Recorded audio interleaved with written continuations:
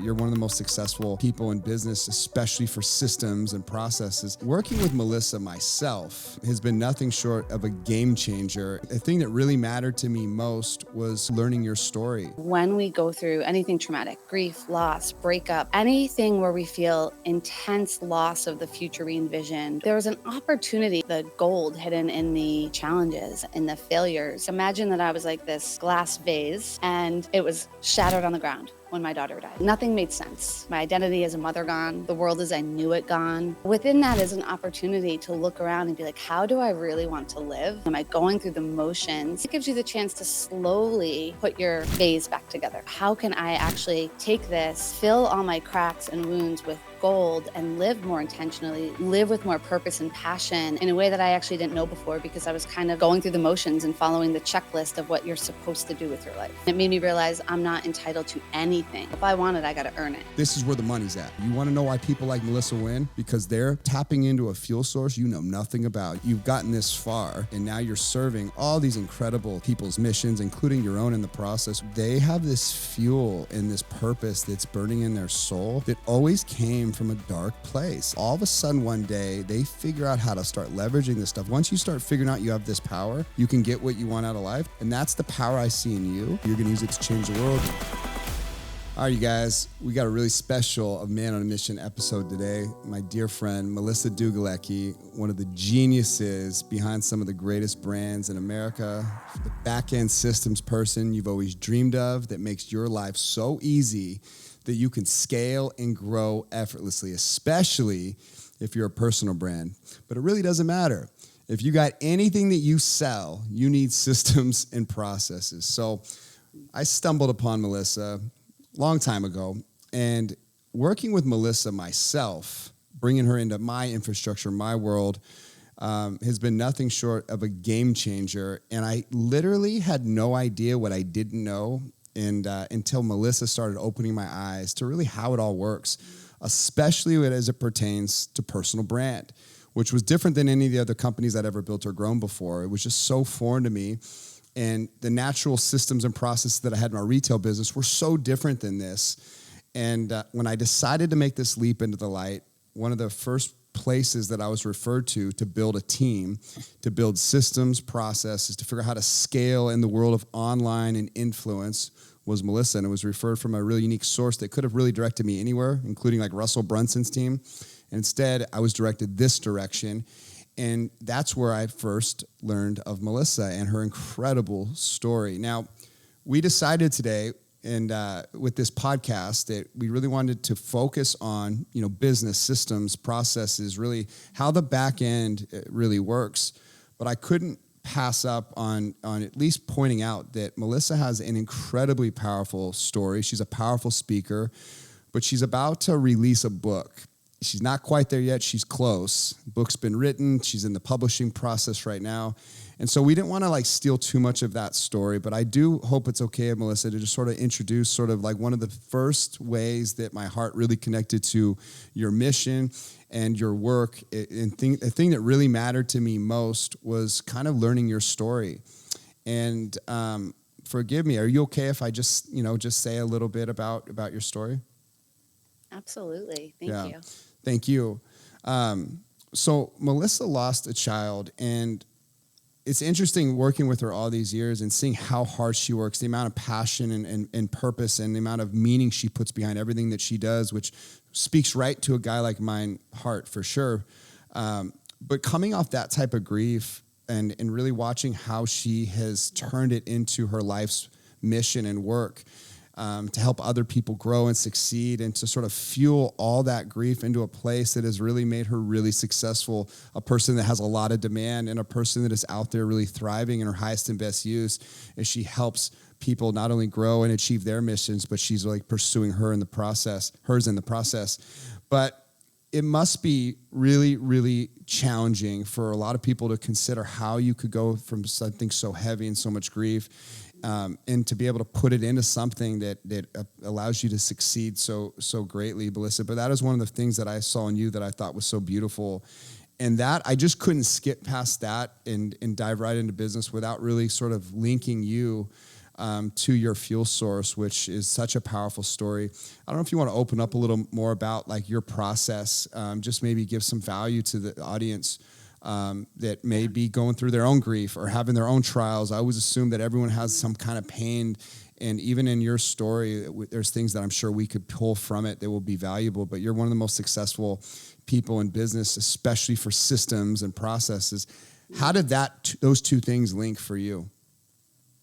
Thank you so much, Eric, for that beautiful introduction. And while we are going to be talking a lot about systems and processes, well, really just business and how you actually do it, um, especially if you're in the personal brand space, they're all intertwined.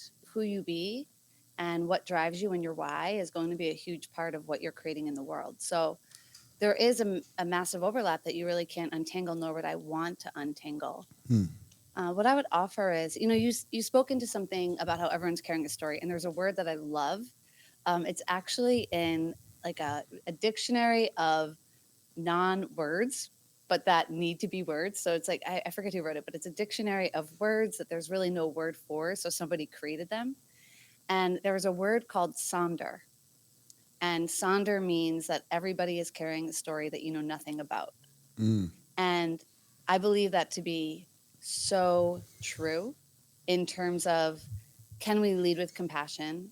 Can we just assume that we don't know anyone's story, and so before we make any judgments or any of that, people will look at me and say, oh, it must be nice, this blonde living in Tulum, Mexico, working on her own schedule, which for me is 24/7. But Right. People will often look at me and say, must be nice. And the truth is nobody knows my story for the most part. And when they learn it, they see me differently. Right.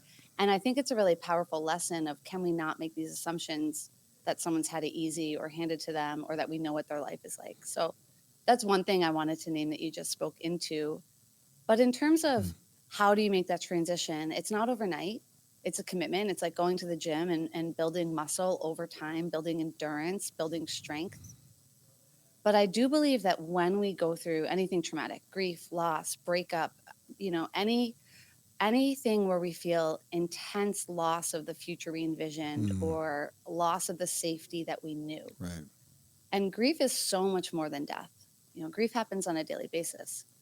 But there was an opportunity, and you and I talk about this a lot, the gold hidden in the challenges and the failures. And I would encourage anyone that when you're ready, when your whole world is shattered. So I say, like, imagine that I was like this glass vase and it was shattered on the ground when my daughter died. Like everything, nothing made sense. My identity as a mother gone, the world as I knew it gone. Now, within that is an opportunity to look around and be like, how do I really want to live? Am I living a life of should? Like, what am I doing? Am I going through the motions? And then it gives you the chance to slowly, as you want to, intentionally put your vase back together, right?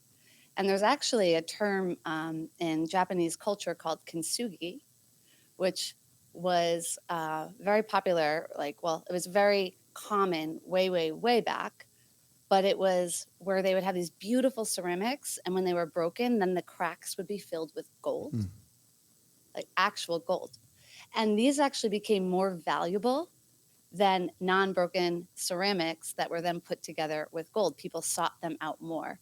And I think you can translate that to anything that you're going through is, can you, as you piece it back together, fill it in with gold? And that gold could be more meaning, more purpose, more passion, more gratitude.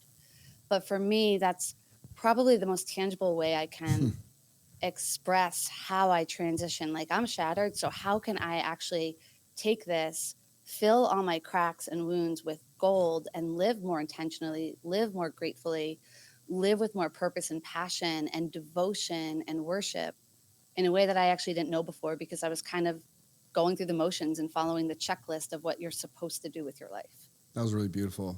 I've never heard that before. I really like that. Can I adopt that myself? Yeah, absolutely. It speaks to a lot of the scar tissue keyword. Another keyword here, Melissa. But it speaks to a lot of the scar tissue that I constantly myself preach about, because that's where all the gold is at. Like, it's weird how you just told such a unique story And it's so representative of a lot of the stuff that pours out of me personally. And you just spoke right to that really beautifully, like it was nothing. That's really cool. That's a really beautiful way to look at it, like picking up all the pieces.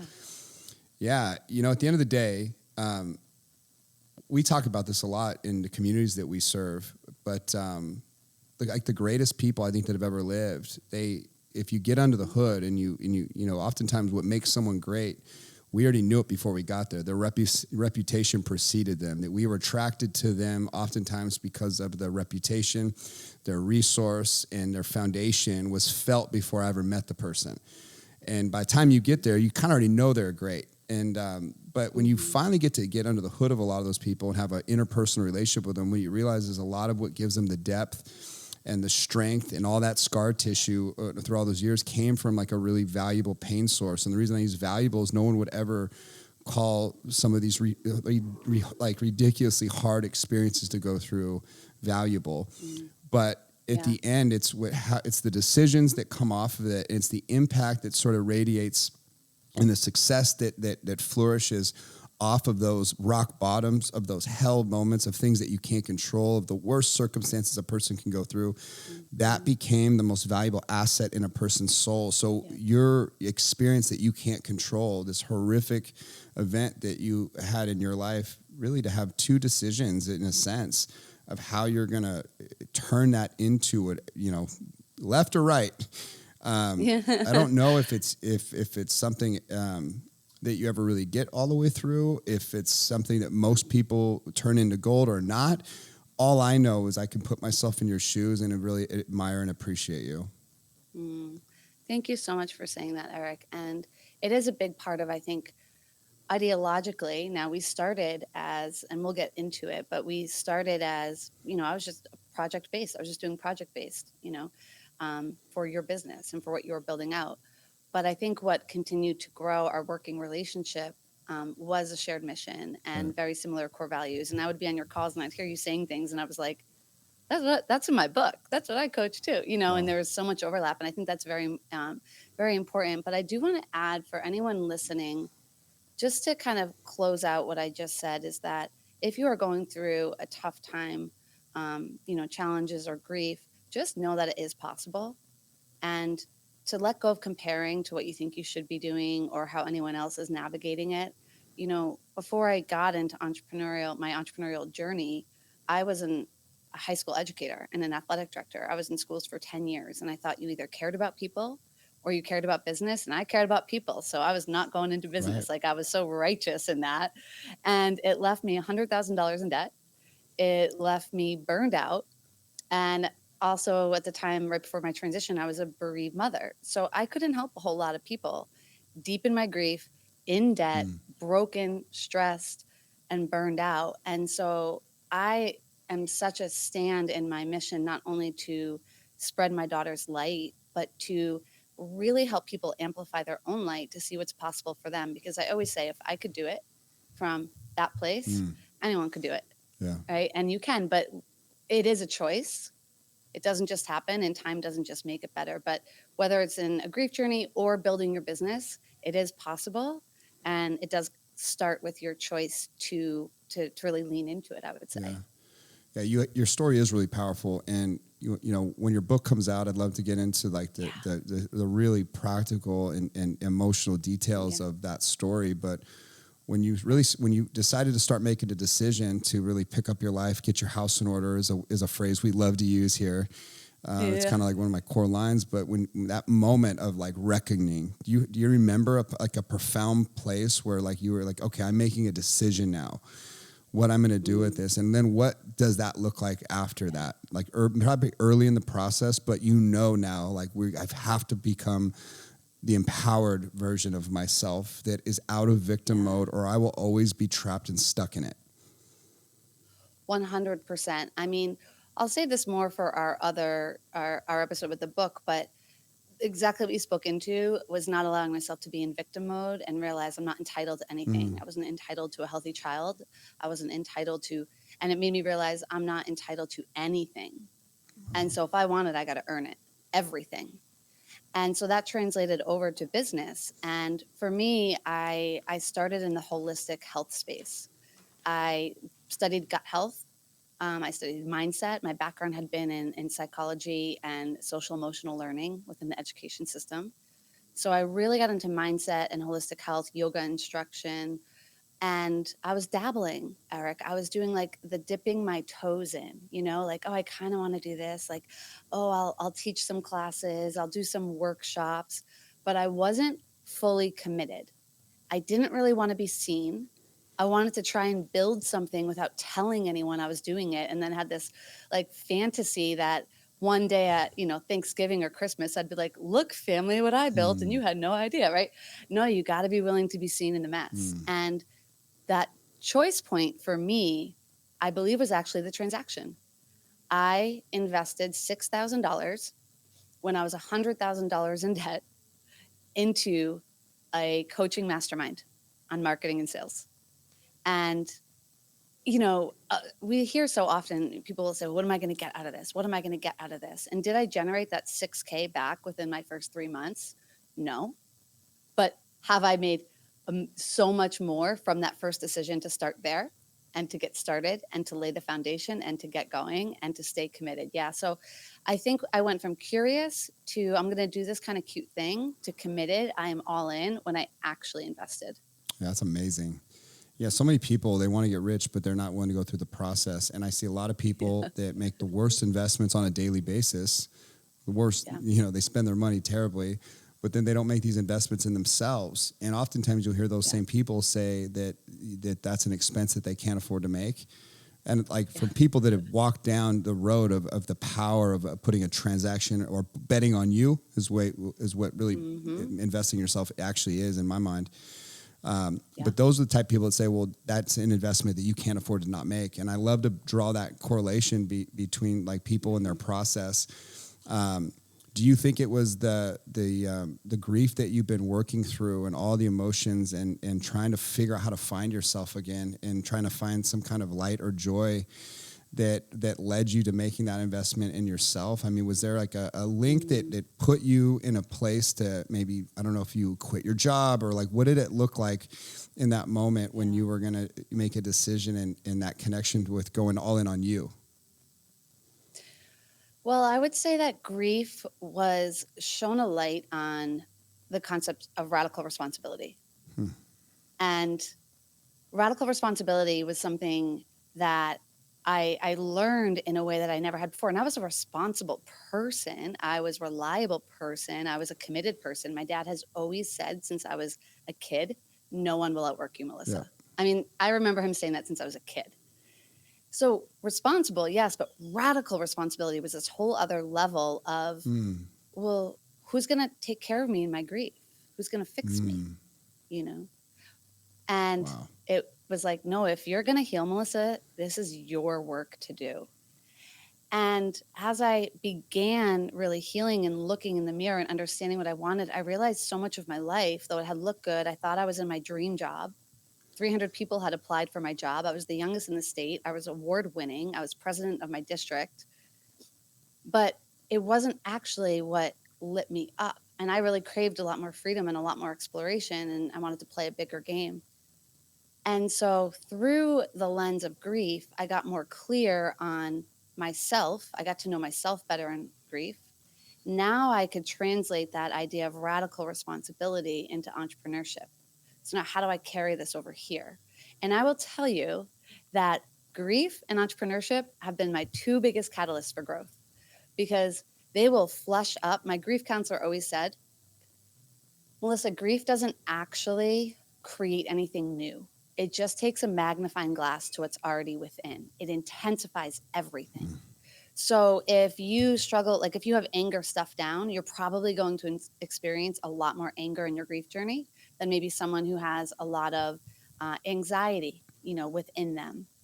And so you get to flush that out when it comes up. So that's the beauty of trauma, of grief, of loss. When you really do the work, it doesn't just happen. When you really do the work, the stuff that flushes up, now you can let go and purge. Well, entrepreneurship was the same thing. And I think entrepreneurship actually is even more powerful than grief was for me because grief, I had a back door. It could be like, well, I'm grieving, I'm having a hard time, right? And with entrepreneurship, it will pull up to the surface anything that's not working in your life. And you either look at it and you take care of it, or you're not going to the next level. Exactly. Like, that's how it works. And nobody cares. But it will show you. Nobody cares. Yeah. Where grief, you're going to get people that will care. But in Yes. entrepreneurship, it's do or die. You're now you're messing with my money. You know, you see how much people care all of a sudden when it comes to their money. It's just a different thing. You're right, but it does flush up. I totally resonate with that. And you've said some really great lines so far. Radical responsibility, being seen in the mess. Who's going to fix me in my grief? These are really powerful reflections to have, and that resonates with anyone that has any kind of pain that they're striving through.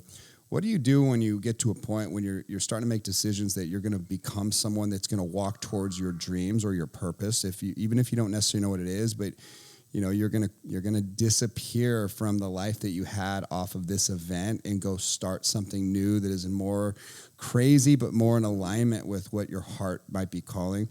What happens when you start going through that process and then grief and entrepreneurship, maybe even both at the same time for you, start pulling up things inside you that you don't like about yourself, that you know are not healthy for you if to be successful with what you say you want out of life or what your dreams are? How do you start changing behaviors that are deep within inside you that don't serve you once they start coming up? Well, that's such a powerful question. And I don't believe that ever ends. Like, I don't believe that we ever get to a finish line of our ultimate highest level in which we can play, you know? And I use the word play in terms of live, you know, Yeah, I like game to see life, of life. Yeah. the game, right? So I don't think it's like, well, we break through it and then we're done, we're good. Like, it's going to be, I say it's like Mario Brothers. Level 1, there's a lot more room for error. By the time you get to like level 10, there's a lot less room for error, and it becomes more discerning and it becomes harder to move on. And I think that's how it works in, you know, entrepreneurship and in grief. Now, for me, a couple of things that were really important. First of all, the grief will continue. And I'm not talking about the death of my daughter. You are actually just choosing into new griefs, because I believe every time that you want to move into a different version of you, there's a shedding of a previous version of you. So you're letting go of some of your own identity, which is going to bring grief. And quite often, almost always, in some capacity, that's going to change either how you spend your time, maybe traditions. I think the word traditions can be kind of weaponized sometimes in our society, as if we have to always do something because that's the way it's always been done. That was something I came up against. Relationships can change. Relatability can change. People will tell you you've changed. And so those are all elements of grief.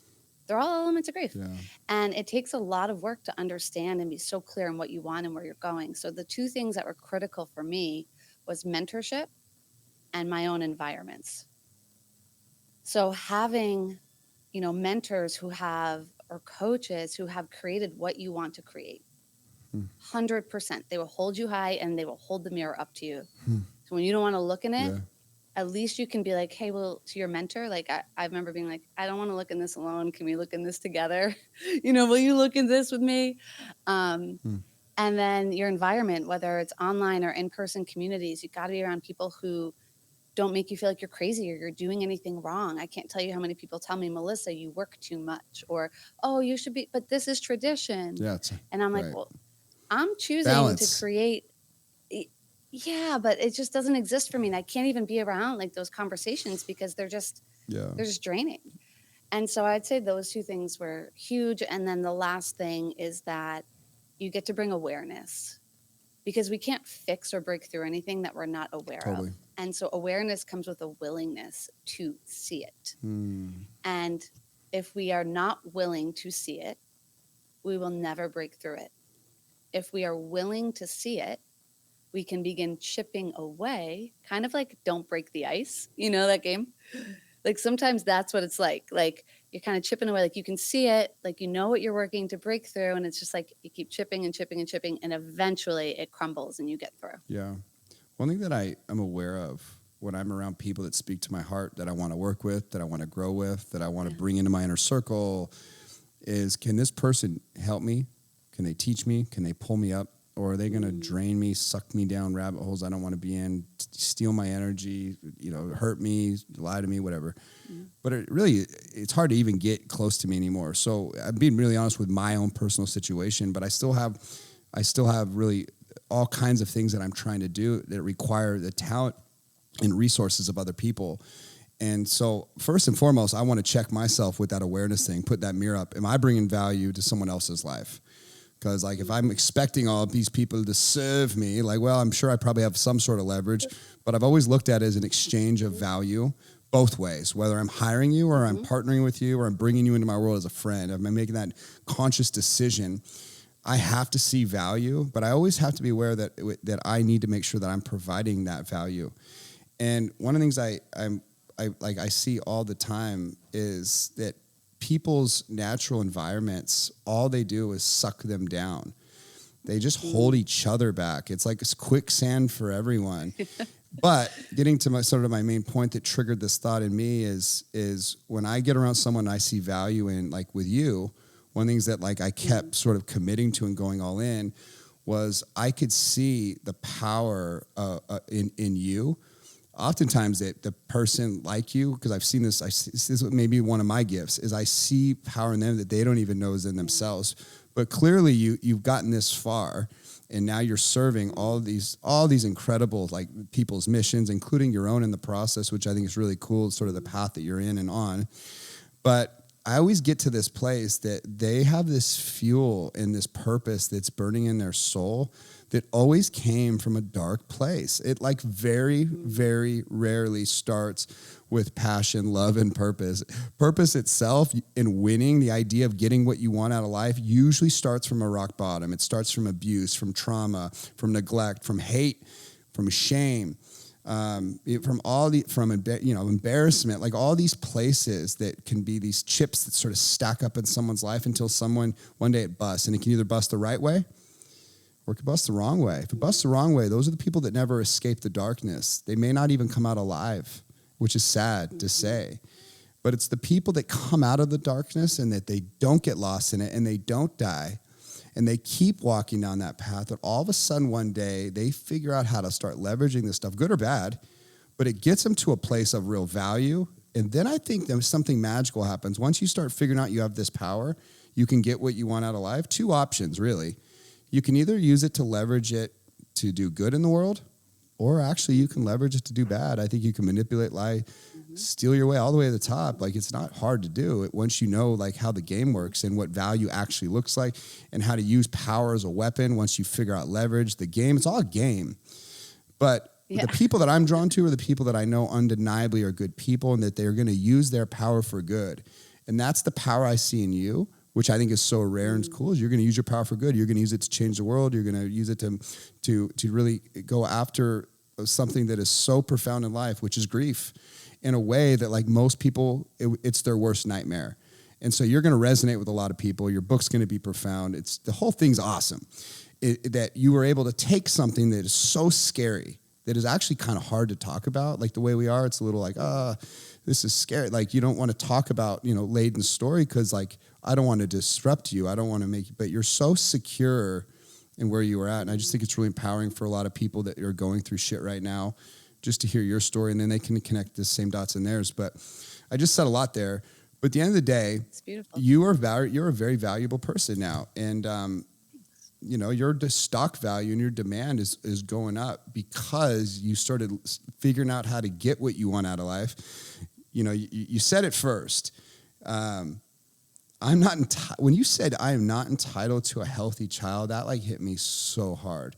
You want to talk about personal responsibility and like really raw connection with like, what was the word used? Extreme. I think I wrote it down. Radical responsibility. That's crazy, but there it is. Like that's the winning spirit. It's birthed in that idea that nobody's coming to save you no matter how bad it is. And even if you do have good friends, you have good family, good support, at the end of the day, like you're always alone with your own thoughts in bed, laying at the night. You're in your own head and your own mind. That kind of weapon that you've turned your mind into with these types of profound thoughts, they're the reason people win in life. And it's the people that stay victims. They need you to feel sorry for them. They need this story to be the thing that they can wiggle out of the emotions that you've had to fight head on. I had another guest, and he said something I never heard before. I actually think I just took a note on it. But you got to hear this, Melissa, because should resonate. But he called it, I'm trying to think how he worded it. His whole thing was people enroll in your misery and unhappiness. So people that have heavy things that happen to him, he almost died. He had Crohn's disease, leaky gut syndrome, IBS, and he almost died. He was on a hospital. He was like a famous model. And then he almost died. Now he survived it all. But he says during those years when he was on like all kinds of drugs, he was bedridden. He would be on the toilet 30 times a day, just puking blood out of his rear end. It was so easy to be a victim and to get everyone to subscribe to his victim. He said enroll. He can enroll people in his misery and his unhappiness because he is a victim. And like he's dying. Like literally he's dying. Like, can you imagine how like that would feel to put yourself in his shoes? So how crazy that you just connected this other dot, which I think is so uniform in that this is where the money's at. Like right here. You want to know why people like Melissa win?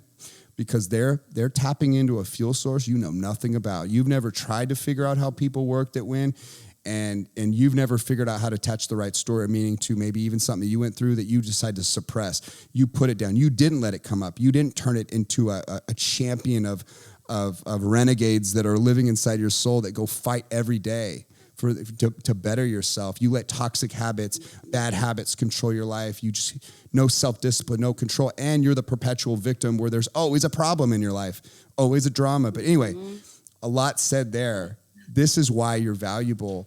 Now that you're valuable, and now I get this inside look at how much you give. Do you think that this type of setup for a person like you that has all this momentum, all this power, all this might is something that can get you anywhere you want to go in life? Like, is this actually what the Holy Grail looks like when you finally start putting all these pieces together? I think there's always, I think it's an opportunity, no guarantee. Like you got to show up every day. You got to earn it every single day. And you have to continue to become a better version of yourself every day. A lot of people confuse opportunity with guarantee. Like just because something's available to you doesn't mean it always will be, and doesn't mean that you're going to claim it or step into it. And so I think that's where you really learn like not to take anything for granted, including the opportunities that you have. That's why I wake up like I do every day. It is an opportunity. I don't know when I will have this opportunity again. And it goes back, I really do believe, and I'm glad that resonated with you. It's interesting, the correlation to your previous interview, because my daughter died of a sick gut, so it's interesting, that those kind of overlaps as well. But I really actually do believe my bigger message here isn't so much about grief, but that as a bereaved mom, if I can say that we're not entitled to anything and that like we have to be in radical responsibility, I think that's powerful, because it takes away a lot of people's back doors. People give themselves back doors all the time. Grief could easily be mine. Definitely used it at points in my journey, for sure. Right. I mean, we're human. We're not going to bat 1,000% all the time, But in terms of, do I think I can get there? Absolutely. And I think if we tell ourselves, well, I'm going to get there, it actually can breed complacency. Because, well, if I'm just going to sit back and now move into the passenger seat, like what am I doing to actively get there? What am I doing to create it? And of course, we get to sleep and we get to do other things, and that you being whole as a human is going to be part of you getting there too. You're not going to get far if you are completely compromising your health. I do think that entrepreneurship will call forward new versions of your mental health, your physical health, your emotional health, if you want to get that much further. But kind of linking the two together is where I think we're going to segue in. I'm not sure. We'll just go wherever we go. We always do. Into entrepreneurship and making it happen is just remembering that if we're not entitled to anything, we also are worthy of it.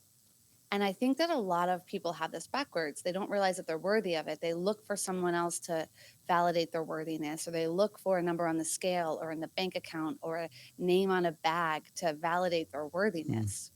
We are so much more worthy than people walk around like embodying their worthiness, but we are so less entitled, no entitlement, than people actually walk around. So I think we live in a society where people can be very entitled and they lack worthiness. And when you swap, that's going to be the magic. Like, you're so worthy of it, but you got to go earn it. Nothing's going to be handed to you. And when you understand your own worthiness, it also, I believe, Eric, and this was huge for me in entrepreneurship, allowed me to risk more deeply. Because once I felt like I loved myself, like I did look for validation for a long period of my life, prior to my daughter Layden and that work that began in her loss. I looked for validation. I looked for approval. I looked for a savior to take care of me. I looked for those things, but I didn't have an inherent sense of worthiness. So therefore I wouldn't risk, because it felt too risky. Because if it didn't work, or if I failed, or if someone thought negatively of me, well, then my worthiness was gone. And what do we want more than worthiness? Nothing. And so, I think that just to kind of pull these together here, I think that as to answer your question, as you want to get somewhere, we have to let go of entitlement, and we have to step into worthiness, and we have to bring in consistency and committed action. And then, I believe it's all available. And again, availability doesn't mean a guarantee. That was so well said. Yeah, there's a lot of gold here sort of leading into what makes you valuable now. Like, because what's cool now is we'll just jump to it, sort of this bridge now between trying to figure out who you are, what your purpose is, what your mission is, what lights you up, and then really how to give value to the world in a way that, like, you can go start building something that is going to connect you to your dreams and your highest and best use. I know that, like, the direction you're headed is some of the biggest stages in the world. You're an author. You're going to share your story of grief to impact the world. And those are the type of people I think keep the world going round. And, like, you're the type of person I hope makes the gazillion dollars, like, in their purpose. Like, if you can get rich inside impact, I hope you get rich as hell. I hope you get so filthy rich, it's crazy. Because, like, at the end of the day, those are the people that are not failing children. Those are the people that are saving children. Those are the people that are doing God's work here on earth. And I don't think it's our institutions or our government. So I really champion getting successful, getting your house in order so you can go live a life of impact. Because it's hard to do it if you're 9 to 5 in it and you're bill to bill. It's just so hard to go after your God-sized dreams if you're financially struggling, if you're unstable. And in today's world, with so many people with social media, there's opportunity everywhere. And we look like it's this shortcut to everything. It's like the sort of the glamorized life that we know what it actually takes to get. But it's being flashed around as if it's easy. And people are trying to make impact without having a foundation that's solid. And you see a lot of influencers. They got huge followings, but they don't make actually big money. They haven't figured out how to monetize it unless you're a type of person that's going to sell yourself to the devil. Totally different conversation. Because that is a different sort of nightmare devil that we're dealing with here with the circumstances. But this whole new world, this landscape of online, social, COVID, work from anywhere, it has really created a lot of people that make a lot of money. And it's usually like the top 1 or 2% that make all the money, and the rest just try to mimic it. And it's the top 1 or 2% usually that either got there first, or they had a real foundation that could really, truly support it. So they knew how to scale. Mm-hmm. But everyone else trying to mimic it, and a lot of them might have profound missions, make a lot of impact. They got a good story. Maybe they have a decent business. But I found more often than not, under the hood of someone's personal brand business or, their brand of impact is a failing entity that's not really working really good. And somehow you found your lane into the back end systems and processes of people's business. That's how you found me. When I asked who the best was, I was trying to go find the best. That's all I knew. When you did. Ed Milet was my mentor. He challenged me to step in the light, and that's all I knew. And I was directed to you. And the second I remember talking to you, I hired you. I said, sold, go do it for me. How's it work? Yeah. And again, it was so different because all I knew was that I was going to lean into something that I was really scared of, which was I was going to pursue impact is sort of like, my podcast, my coaching communities and online communities, what I was going to build with you, because I was going to try to mimic the people that I admired. And I was just going to give whatever money I needed to give to make it happen. I didn't realize that me and you were going to build such a strong connection. I was going to learn so much about like sort of the back end of building a personal brand, which I think relates to almost all business. Doesn't really matter. But in the technological digital age, a lot of the business and retail, for example, that I would hand over historically to clients that would sub out the business might be to an ad agency. I would hand out this part of business to this person, not really having any transparency of how it worked, but always kind of feeling like I was getting screwed somehow. And it's not a big deal. I just kind of scraped and crawled along the whole way, organically built system after system after system, hired this guy, this IT guy. That's what small business is. That's the life of an entrepreneur, is always trying to tinker with it to make it better.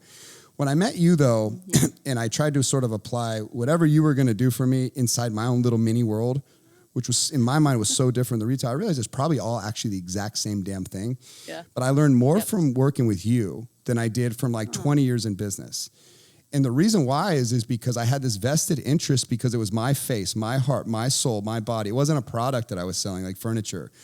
It was something that was me. And so I cared so much more. It was my podcast. It was my mission. It was my vulnerability, my heart.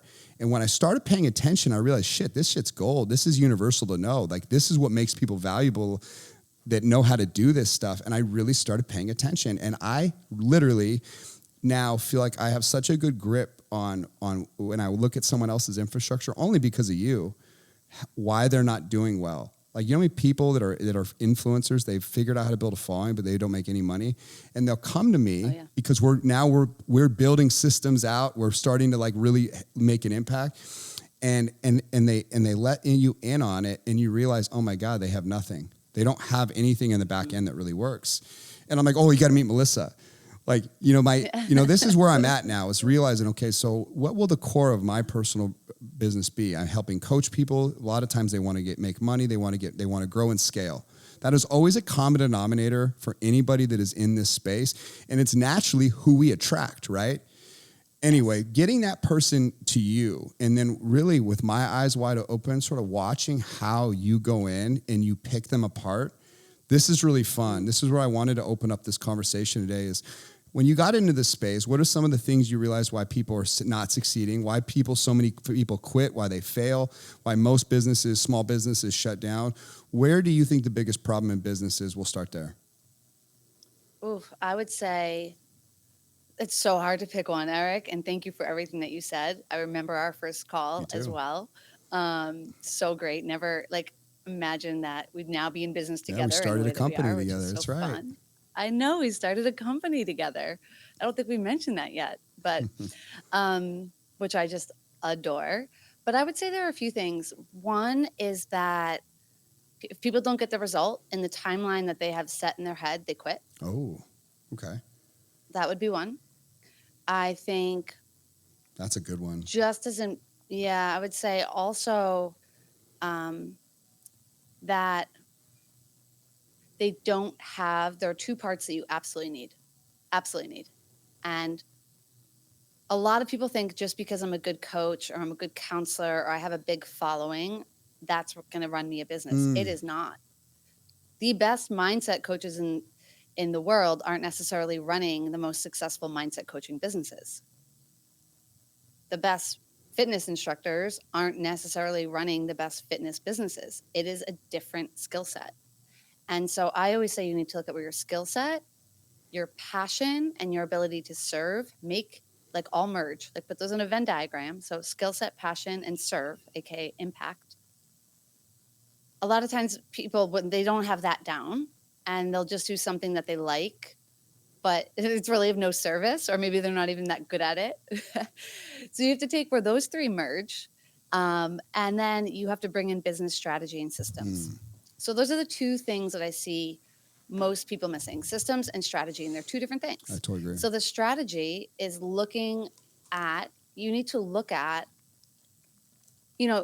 you need to look at somebody's offers, somebody's lifestyle, somebody's work-life balance, quote unquote, goals. You need to look at how their consumer consumes, what their KPIs are, what their data is. And if you're not sure what I mean by that, it could be like email open rates, it could be number of book calls, it could be show up call, it could be closing rate, client retention. I could rattle off a million. What are the numbers of your business? Even if numbers of your bit, if you have $0, you still have KPIs through like even social media engagement, right? Or number of opt-ins on your website. Sure. So, and I'll be honest, real quick, slipping this in there, because for so many years in business for me, I was more in tune to the different numbers, to my P&Ls. Mm-hmm. But I wasn't a systems person. Like I didn't know how all the software worked, and it's evolved over time. And what I realized is in our core business, at some point we had like 10, 15 different pieces of software that were being managed by a different company. I just didn't know it. I don't know what they were charging me. I don't know how much it really costs. I just saw enormous bills come in, and I didn't really care as long as it was working. And I was more consumed with the P&Ls. That's it. Yeah. But now I've actually seen into your world, and I realize like how much value you offer compared to most people that I think are just ripping people off. It's just my opinion now that I've had a look at the value you bring. I've seen what I get, and then I compare to other people. Like it's cool to speak like both languages, because a lot of times the entrepreneur doesn't know what he doesn't know, and that's where someone else can charge what they know. Yep. and it's cool to see both sides. That's why I felt compelled to start a business, to bring real value and solutions with my brand power, my expertise, my knowledge, with your expertise, your systems, your process, your approach. And what I'm finding is we have such a dynamic punch, no matter what your business is, sort of like working together on someone else's problem, whether it be their mindset, which oftentimes needs to be tweaked and tuned to get them to be seeing things correctly. But then it's down to the actual work. And that is what's been genius for me, is to realize like you could have an army of people working with you for you around the world. And then you can also have technology working for you that is like 1,000 little VAs with their hands on every single lead, every lead magnet that touches, every funnel that's working, every email, every DM, every automation. And that was like cool to see that, because that was what was always kept from me, likely in business, as we tried to scale, grow that database. But anyway, I'll let you go back to where you were, because I'm just like opening my mind to how I used to think to the audience. And all I saw was the money being spent. And I'd say, we need to cut it back here. Not really knowing half the time what systems we needed to cut back on, because I didn't speak that language. It was held probably as a weapon against me. It's a really good point of how, and if anyone goes to my Instagram bio, like I literally write that I like no smoke and mirrors. I almost didn't grow as much as I have. And I probably arguably kept my pace slower because I had this chip on my shoulder against all the smoke and mirrors out there. Like, I don't like how this is being done. I don't want to do it. Right. And then it's like, well, Melissa, go be the alternative. Right. And there are people that I know that I could charge a higher investment because they don't know. And I just never will. And in fact, I always tell people I'm going to offer you the investment, like probably the lowest investment that I think that you can get the transformation you're seeking. I always go to what's going to get you the transformation. So we could do this one, but I actually think you could get that accomplished here, which is why I love what we've created. But back to what I was saying, the strategy needs to come from numbers. It can't just be random. And once you have a strategy, you have a clear roadmap, you have clear priorities. People, and you're focusing on the right things, the needle moving things. People often, you hear this all the time, Eric, we hear it, I'm overwhelmed, I don't know what to do, analysis paralysis. Stuck. That means you don't have strategy. You don't have strategy. Because if you have strategy, that goes away. It's just very clear. This is it. These are your numbers. This is what we're focusing on. Okay, so now we get the strategy, but if you don't have the systems to execute it, now you're like in a hamster wheel running around like with a chicken with your head cut off, because you need the systems. Because particularly in the world that we live in, where business can be happening 24 hours, 7 days a week, you need to have the systems in place to make sure that things are running when you're not just sitting on your computer, and that people have an incredible experience. So when you combine the systems and the strategy, that is when you really set yourself up to scale. And it blows my mind how much bullshit is out there. I hope it's okay to say that. I think it is on here. Of course. What is it? So you see all these people with influence, and we assume that they're raking it in, like they should be taking that influence and doing conversions into a product or service of value. A lot of people try to do that. I think you can tell the people that are well-oiled machines, and you can kind of tell that they're not. But oftentimes I've still been fooled and didn't realize like how archaic someone's system is. Even if they think it works, at the end of the day, like that is a bizarre manual process, and you're not coming near the volume of connection that you probably could have. And there is so much different strategy, and you're right, different people's ambitions, what they want out of this situation is going to be different than this person. Right. But I think there's something universal at the end of the day that is really important. What do you think like the most common problems you find once you get into someone's back end is? And then what are some of the most common solutions you have that can help someone move forward fast? Oh, it's such a good question. Oftentimes I think one of the biggest things is an onboarding process. Like if you don't have an onboarding process that is dialed in, which means at point of purchase, this is happening, then this is happening, then this is happening. And there's a way of tracking the clients, tracking their progress, tracking their status, maybe moving into a higher level offer or going retention or referrals. So this is called client experience, which really happens from the second of transaction. There are 8 phases of the client experience. It's actually outlined in a book called Never Lose a Customer Again. But we can make it very simple for you and just, it's something, Eric, that we just have built into Slay, our business, right? We have built in there and through the software and that we offer. But people will work so hard to get a client, and then they'll lose them if they don't have the systems in place because they're human and they can't always be, doing everything at every second. Having a syllabus, having clear expectations, having where to go for help, having a support system. So think of all the effort that can go into client acquisition, and people put so much emphasis on it. And I'm like, if you just have the systems to take care of the back end of your client experience, you're going to retain, you're going to alleviate, drop off, but you're going to lengthen a client lifetime, and you're likely going to get referrals. And likely, if you have other offers, they're just going to move around your product suite, your little product ecosystem. So that's one. I also think just product offerings are often not well thought out. I was speaking with somebody who has, an incredibly impressive sized community. I like to use community, not following personally, but the product offering was working so hard to drive people to like a one-time purchase with no place to go after that.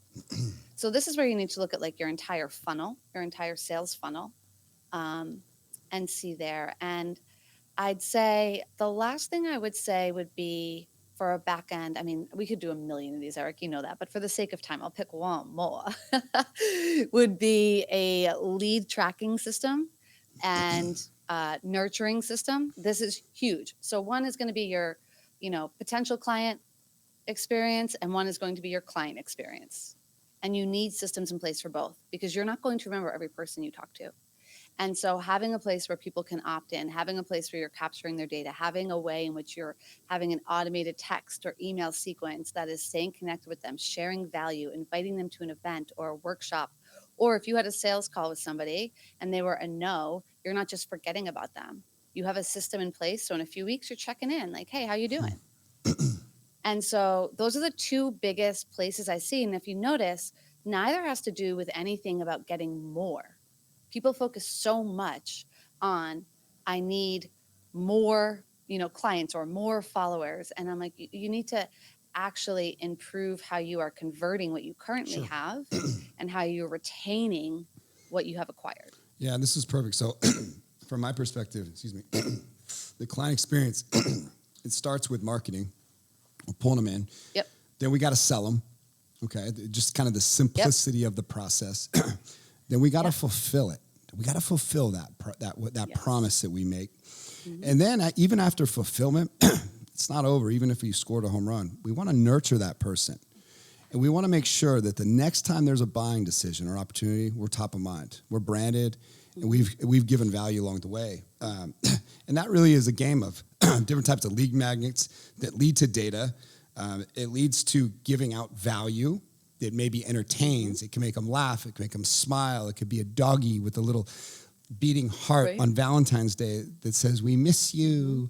I mean, just dumb stuff. But all that's automation. Those are all systems. Like that can't be you thinking about it as the entrepreneur, that this needs to be a plug and play. You're in it. We built it. And you know what I realize is like, I sometimes get sucked into a funnel and don't even realize it. I might be 10 steps in before I realize I'm being sold. Those are good ones, right? Yeah. All that's automation. All that is knowing that if I click left, that's a process. If I click right, it's a process. What if I don't open it? If I don't open the email, that's another process. All these are systems. You might have 100-point system for one action, potential action of me. And that is what people don't understand. Yeah. But if you could figure out the Amazon mentality of all the automations that happen every time a little thing happens, something else has to happen. Something else has to happen. Even in your small business, you start thinking this way now. It's the upfront investment in figuring that out, bringing in a Melissa first and foremost, so she can open up your mind to what it should look like. That upfront investment oftentimes is what makes you big money down the road. But instead, people chase their tails. And they do so many things that are bizarre up front. But again, this is where I think good coaching and consulting should be coming in if you're going straight into business. So I love to stick into the mindset, sort of like breaking you into the bad habits that stop you from the actions. If I can get you to have the courage to go that's where I love to thrive. This is why me and you work together so much, is I can get you through sort of the limited mindset that gets you to go do the action, and then you can then break up all the resources that are going to be required. And it is a kind of a good punch, but all that is software. It's all systems, but someone's got to know how that system works and that software works. When I started with you, I never even knew how much went into this until you said, okay, you're going to need this subscription, this one, this one, this one. And instead of you managing all that money, you were so transparent that you said, oh, that's your subscription. It's your cost. Here's a login, here's a password, I'll manage it for you. But you do it. You weren't upcharging me on everything. What I realize now is like a lot of people absorb all the stuff you actually need. They never let you know what you need. They give you one big price. You allowed me to pay cost for everything, then allow me to see how it works. And you really allowed me then to, only put a charge on top of it of really a minuscule value from my perspective, historically, from how people have used me. And that was where it opened my mind to like, oh my God, like you're really valuable. Like everyone needs a Melissa. Like I didn't want to give you up at first. I didn't really want to pass my business around because I didn't want to overwhelm you with business. I didn't realize that you were actually tooling yourself to become a machine that could take on hundreds or thousands of clients. You were building VA systems around the world that could take the software and know how to manage it, how to do with it. But what was interesting to me is when we started, it was a game of 15, 20 different pieces of software, applications. These were apps and basically apps. And there's Zapier for automations. You had DocuSign for contracts. You might use HelloSign if some people use. But you had MailChimp, Constant Contact, like all these places for me to look professional, Calendly that would link to this, and this automation would go here, blah, blah, blah, blah, blah. But everything, when one click happened, we had to set the parameters. You know what I used to do before you? I'd write it on a sticky note and hey, my assistant, can you call her? I didn't know how technology worked, and it's funny how it evolves. But now we're somewhere different. Now there is something out there that a lot of people have found out. They've stumbled upon to it. But instead of having so much to manage, so many passwords, so many logins, so many different places, we've sort of recently stumbled upon this and gone all in on it. Tell me what you think about sort of the software we've stumbled onto and how it can bring so much value to so many people's lives who are really stuck, struggling, or are failing to figure out how to grow to the next level in their business. Yeah. So powerful. I realized too, I want to hit that, but really quickly, in case anyone listening is how did you get into doing the back end? Yeah. It's actually not where I started. So I want someone to understand that through mastering what you and I are putting out there, my business went from 5,000 to 500,000 in 6 months. This is all organic online. I had 1,000 followers at the time. And were you just doing coaching at the time and consulting, or what was the core offering? Mindset coaching. Okay. Yeah, mindset. And then a group program for women's holistic health. So it started in the health industry, and then you realized some of the lessons you were learning were actually more universal than just health? Yeah. And then my business went to 7 figures in 13 months, all organically. So when that happened, people saw and they were asking, what the heck did you do? It's just like yoga teacher giving free workshops at a juice bar. Now, like, you got a team, And it was because I understood the systems and the strategy. But when I learned that, this was a while ago, it was much more labor intensive. To your point, we were using all these different subscriptions, all this different software. So what happened was one person would come and say, hey, can you show me how to do that? And so sit and do it for that person. And it worked. And then be another one. And I was consulting one-on-one. And then I launched a group program, 90 Day CEO. And that's where I would coach people in a group on how to build their business, organically using systems and strategy. So that's where it began. And I've been doing that full time ever since. I have like one lingering OG mindset client from way back in the day that we're just ride or dies for life. But other than that, it's just all business, which I love. And so I just wanted to get that across in terms of like, well, why should we listen to Melissa? Like, I built from nothing, and I didn't really understand this. I was a teacher. I was in education. This wasn't my background. Yeah. But when you understand systems and software and you know how to put them together, it can change everything that you're putting out there. You actually don't have to work so hard. It's predictable. So that's why, Eric, this is the first product. I've been in the industry for a long time. I have never, as of you, but I have never put my name on a product. Yep. Everything has been service-based. Yeah. And that's because I have full control over, and we both have very high standards. Yeah, right. I always want to over-deliver. Like, I want to over-deliver, and I'm going to, I've told many people, you're going to say I'm the best investment you've ever made. And I'm going to make sure that happens. Yeah. And you're going to be with me for a long time. So the difference of a product is you don't actually have as much control over the client experience, and particularly a software. But this was the first one that I saw out there that was like, this is it. And us knowing the founder, who's someone who trained me in strategy and systems, partnering with you, it became this no-brainer because now we have a solution to not just coach people to like go do it, but to actually show them and give them a tool and a vehicle to take their idea or to take what they're seeking to do and actually execute it in the world. Sure. Does that answer your question? Does that make sense? Yeah. At the end of the day, it really doesn't matter where you're at in business. I've realized now what is always sort of blocking you from the next level usually is a better system. And it's always sort of the evolution of being able to scale 100%. And grow and get out of the traps of really your limited mindset is where it starts. But then you really have to bring on people that can speak a language that you don't. And I think what we've stumbled upon, I don't think we fully have explained it really is this no, we haven't. Is realizing we attract all these eyeballs onto what we're doing. And you want to figure out how to scale our own sort of influence in brand. If you can help someone else win, you become very valuable. If you can help someone else make more money, monetize what they do, monetize the information they can give. And that was something that I really learned from Dean Graziosi and Tony Robbins is the amount of power that is in people's brains in today's modern era that they can convert into a product to sell. Number one, it allows you to be in 1,000 places at once. If you can take this out, he used like a hairdresser, which I thought was really amazing. Where she has this, 7-step process to get your hair extensions to last twice as long. A huge money-saving event. If you could take that out and put that into a small course, you could easily sell it at checkout for $30 a thing. It's not even about making big money. It's about saving your time and energy, being more efficient as a human. Then you can have, there's so many different things you could even do with one piece of information. Turn it into lead magnets that create generation or lead generation that then you can go in and figure out how to build data with. All this stuff is what naturally happens in business. A dentist, as an example, might be collecting a lot of data, and they get really stuck. At some point, they will get stuck, just like everyone does. And there's two options. You either invest to grow, to scale, bigger teams, you might need more space, or you get more efficient with what you already have is usually the first option. And we did a thing. So this software we're talking about is what we stumbled upon. It was actually from Dean and Tony. They launched a product this year that opened up our minds to like something that we didn't know existed, and now we did.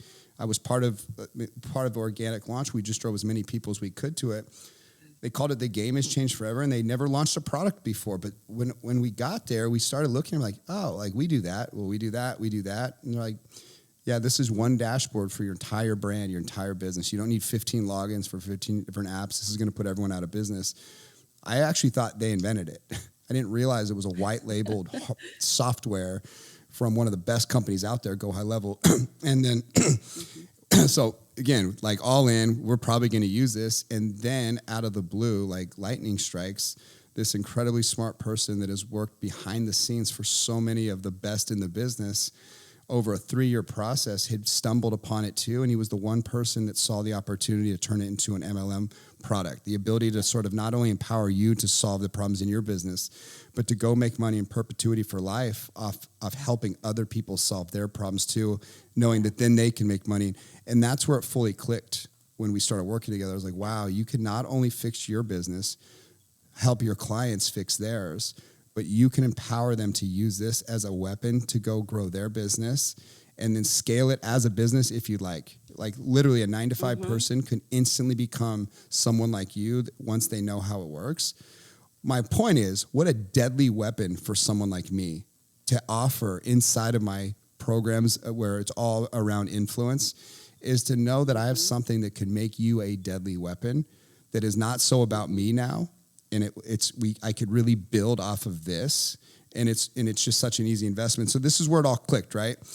Here's where it got me: is AI we know is changing everything, and this is my sort of experience where these aha moments sort of linked, and I decided we need to do something with this. This is never in a million years what I thought we would go this route, because I don't know software. It's not what I do. I don't really want to, but I couldn't ignore the opportunity of getting somewhere first and getting to an MLM founder first and then partnering with him with something that is this revolutionary and isn't anywhere in the market like this. We're the only ones that we know of that have ever even known that this can be done. And really bold statement, but it's true. But we had this dentist that's part of a case study about what they could do with a database that's already there on a product that's only $297 a month. And this blew my mind. So it basically, with a series of instructions to the AI bot that sits inside the app, it just said, hey, go create some lead magnets, do whatever you think's best, go sell to those leads inside your database, close them yourself, schedule the calendar appointments, do the whole process A to Z and see if the AI can execute at that level. And we know what type of work that would normally take, but what it did on a product that was $297, it generated an extra $90,000 in sales for that dentist. When I heard that, it blew my mind. In 1 month. I never heard anything like that, where you could create that much value out of customers that are already there with AI. Do you see why Dean and Tony are so big on this idea that the game has changed forever? That's what got me. Absolutely. I mean, the technology is constantly changing our world. I mean, you love to talk about it. You love to talk about how, we're in this cell phone. We have these cell phones up, right? But it started with papyrus, right? Yes, it did. Or cave you'll walls. go back to the cave walls. Even before papyrus. Sorry, I got it twisted. Right? And then we go to papyrus. But the truth is it's always evolving and it's going to impact. And so we can sit back and say, well, no, that's not going to be relevant. But we're lying to ourselves. Of course it is. Right. Now, I think that it's really important to be able to leverage the technology in a way that works for your business, that keeps you authentic, that keeps you relatable, that matches your brand. But, without getting too into the nitty gritty, the simplest way for me to explain what I do is that I look at the 5 touch points of somebody's sales funnel. If you're not sure what sales funnel is, it's what Eric's spoken to before, where it goes from the first messaging and marketing to the nurturing, to the sales, to the client, to the retention or referral, right? Or your product suite. So there are 5 main touch points. And what this has done is it's taken systems for every single touch point and put it in one place.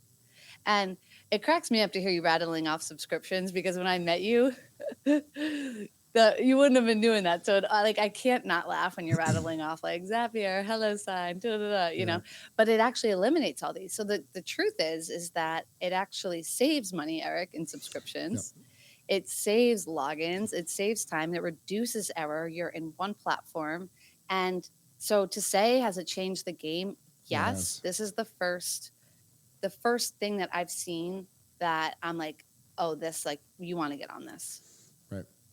Yeah, and again, the whole key is if it can make you solid. And this is where I saw the real opportunity, is realizing that in the world of MLM already, these multi-billion-dollar industries. All these women are, and men in some cases, but a really heavily female-dominated industry. They have all these systems that they are likely the ones that are winning at the biggest levels. They're all using them. Trust me, they're all using the software that we were talking about, all the applications. Not only does this solidify their own business, but then they can go sell it to their teams. They can go sell it to their downlines. They can go sell it to their uplines. If you actually can get to the right upline in an MLM company that you're already in, and they adopt it, and then they push it on all those people, you literally could be making millions of dollars by the end of the first year in subscriptions off of a product that just spreads like a wildfire if you hit the right people. You know, you could serve anyone with it, but from my perspective, I want to use my influence to go after sort of people that I think that it would serve, that could grow off of it. But this is what's cool, is to be able to get into something, get excited, see potential, and then test it. Like we tested it, and in 2 weeks, we had $50,000 in reoccurring monthly subscriptions. That was the generation of cash that was being generated after just a few weeks of solid work. And it realized we just tapped into our normal community. Do you know how many businesses have massive databases where they could actually offer value to their customers with a solution that is a one-and-all solution? The difference with people that have white labeled the same similar software, which is a unique thing that is people have access to, that are in the know. Everyone in the know is kind of rushing to this technology. Yeah. The one thing that's different from ours is we're the only people that sort of have the leverage to allow you to not be the end user, to allow you to go rebrand it yourself, re-white label it, because we have a double white label process. So you can rebrand it, you can control pricing, which means you can sell it for whatever you want, which is so different in an MLM company. It's so many upsides to everything what it does. But it opened my mind, the whole process of how we got here. It was only because, like, for the first time ever, I saw, like, behind the smoke screen of what systems and processes and automations really actually looked like. And I think a lot of entrepreneurs don't do that work. They sub it out. And now that I was in the weeds of it, of my own brand, it was such an eye-opener to be organically connected from this to this to this, only to see, like, oh, this is a huge opportunity. And the reason I call it passive is because I'm doing this type of work anyway. I only can offer more value to the same effort that I was giving anyway. I just have a more passive way to link someone to sort of the same relationship that I've already manufactured, nurtured, and cultivated, and helped grow, by the way. But this is what has been really cool about it. This whole thing right here, though, is this not probably the greatest link between turning someone that is not doing a lot of business right now into someone that's making millions of dollars a year? Yeah, I mean, it's an alternative to hiring a large staff team or a Melissa, or you know what I mean, and really understanding that it's huge. There's no business this wouldn't serve or support, and no level or size that it wouldn't serve or support and help scale and optimize. Right. And one of the things I think is really cool about, we call it Slay OS, is what we named the product. But what I think is really cool about it is, if you're a 9-to-5 person, I love to help people, empower them to go find a skill that is high paying skill. You know, if you take a little bit of time to become a master of this, you have leverage over countless people like me. And again, everywhere you look, there's products, there's services, there's an entrepreneur behind every single bite. I mean, who manufactures this? Where does the raw material come from this label? Like, who builds this cell phone case? What about this pen, these earphones? Like, this is an entrepreneur. This is an entrepreneur. These are entrepreneurs. The shoes, the socks. Every product in the world has an entrepreneur behind it that has problems that if you, as a 9-to-5er, who don't know what they want to do with their life, could figure out how to solve that person's problems very quickly. You could go take on 5 clients a month, just go hunt them down, work for free for them, win their business over, and all of a sudden you have $25K a month in reoccurring revenue that's underpriced, by the way, 100%. In the market. And there you go. You just set yourself up to become a gazillionaire. And listen, if I was a high school girl and I was lost right now, I would literally come work for me and you for free, absorb every piece of information we had, and go start your own little company. And again, start with 5. Have a simple goal. I'm going to get 5 new clients a month. That should be pretty easy. And then figure out how to grow and scale with that. Next thing you know, you're running a little agency. And who knows where it leads you from there? Because that's where investing usually starts, is when you start having some cash flow come in you trust and believe in, that you can diversify out of, or if you create a tax problem. But again, this is the point. if we want to help humanity, empower them to find financial freedom, if that is really something that you claim to do, this allows you to do this more effectively, more efficiently. Why? Because it allows you to free up your time 10 times more as well. Like every time you get more efficient, you make more money. 100%. And I'm passionate about it. And as I stated earlier, my, part of my mission is to really empower good people to make bigger impact. Yeah. Like I want good people, and to be able to do that, you need the tools. Right. You need the tools. Right. If you want to compete against anyone else out there in the market, it's not actually about if you're a good person. I hate to say it. I had to learn that the hard way. It's not actually about if you're a good coach or a good, service provider. It's, do you have the tools to actually build something, right? Then when you combine the tools and the resources with being a good person, with having a good service, now you're going to 10x. But, I think something that I really like about it too, that I want to hit, Eric, because, we have the MLM component of it, which I think is very powerful. Neither of us have a background in MLM, but there's also, I want to just speak into, it's kind of the best of both worlds. Because if you just want to use the software and just use the software, you can do that. You don't have to resell it. You're not being monitored for that. However, if you do want to monetize on it, which I think is a really great way, and one of the things that I love about it is particularly for those who either have big communities that can, create some big passive revenue, or for those who are just starting and want to generate some passive revenue to take the pressure off of the scarcity as they're trying to build their brand new business, wondering how they're going to make money. Like, can you allow some passive revenue to come in and help you so you don't bring a scarcity energy to what you're also growing?